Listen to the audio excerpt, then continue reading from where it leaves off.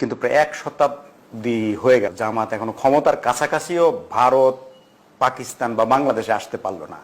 তার মানে কি জামাতের রাজনীতির দর্শনগত কোনো ভুল আছে, এটা কি মানে এটা আপনারা পাচ্ছেন না কেন?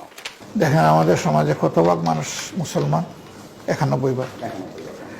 তা আপনি যে পাড়ায় বসবাস করেন সেখানে মসজিদ আছে, মুয়াজ্জিন মসজিদে 5 বার আজান দেয়,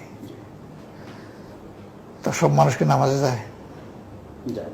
সব মুসলমান যায়? তাইলে এটা কি মুয়াজ্জিনের দোষ না মুয়াজ্জিনের আজানের দোষ? না, সেই দোষ না, কিন্তু উনি তো ওনার কাজ করতেছেন।